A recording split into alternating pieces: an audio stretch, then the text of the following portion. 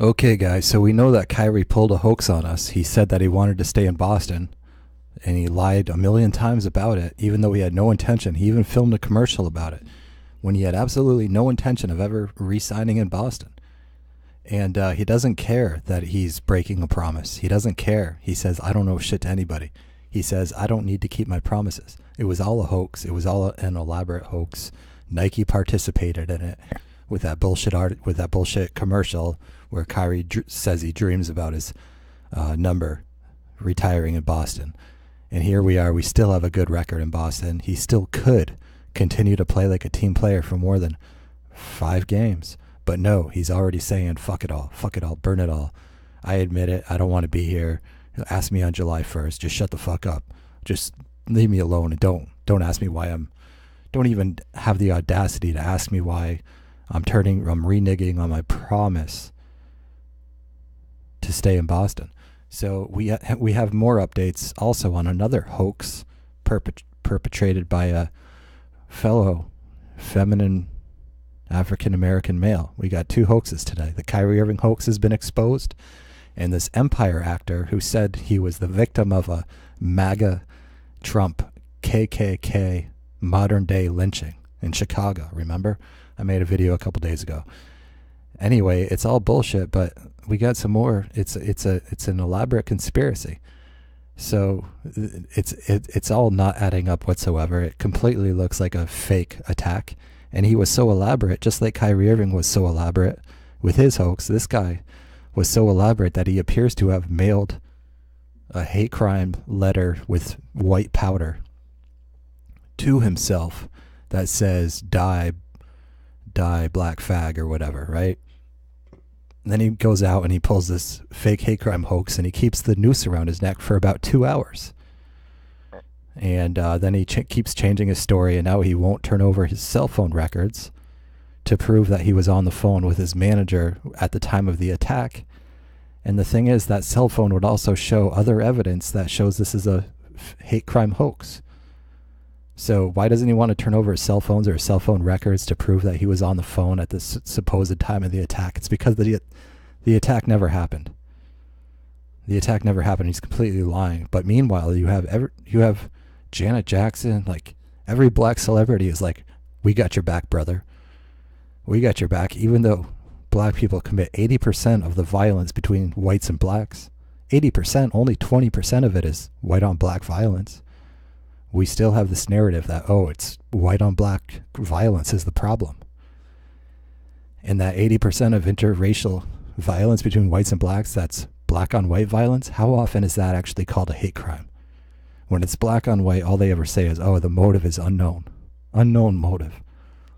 Whereas if a white person ever attacks a black person, it's instantly, oh, that's a hate crime. It's racist. White on black. You see how this narrative goes? But it gets worse, guys. Because Kamala Harris is trying to push through legislation, anti-lynching legislation that basically only applies to white people. So it only protects non-white people from this anti-lynching laws. So that if a white person ever lays a finger on a black person or a non-white person, then it institutes these huge extra penalties, severe penalties. But meanwhile, it would appear that this legislation does not apply to black on white violence or black on Asian violence.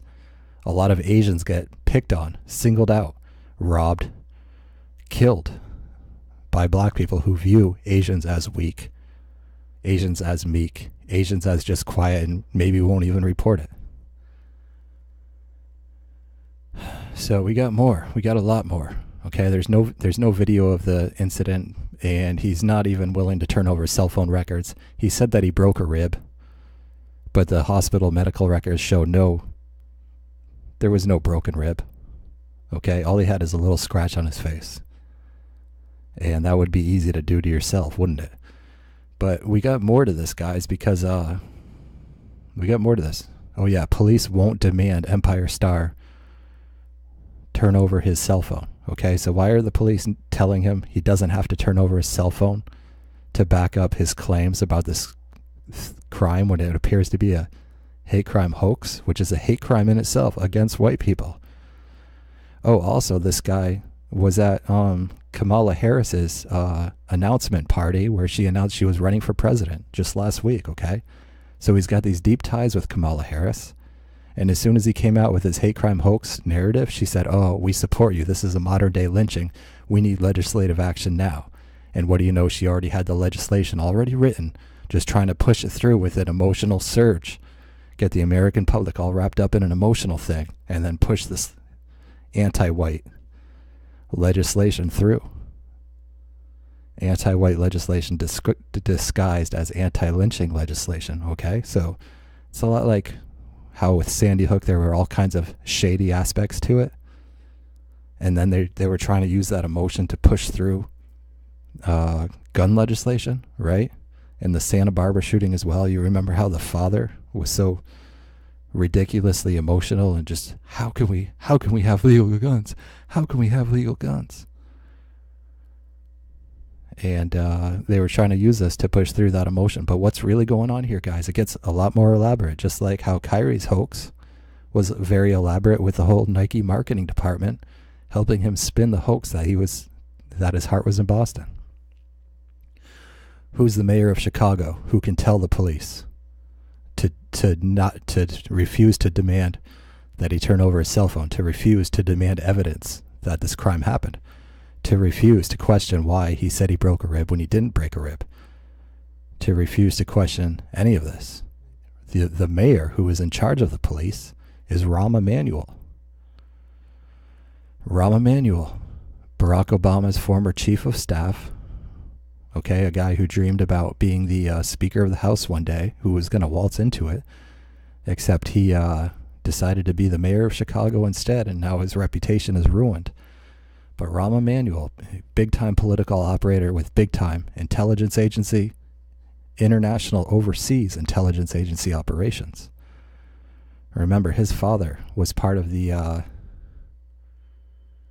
Irgun, the Jewish terrorist / freedom fighters in Palestine that created the state of Israel, okay? So deep ties with that. And Rahm Emanuel twice volunteered for the Israeli army. Nobody talks about that. Also, who is Rahm Emanuel's brother? So Rahm Emanuel himself would love to see Kamala Harris's legislation pushed through, right? This goes high level, guys. This isn't just Jussie Smollett. Oh, also Jussie Smollett. His father is Jewish. Okay, this is a Jewish hate crime hoax with a Jewish mayor in Chicago. And who is Rahm Emanuel's brother? Remember the character Ari Gold on Entourage?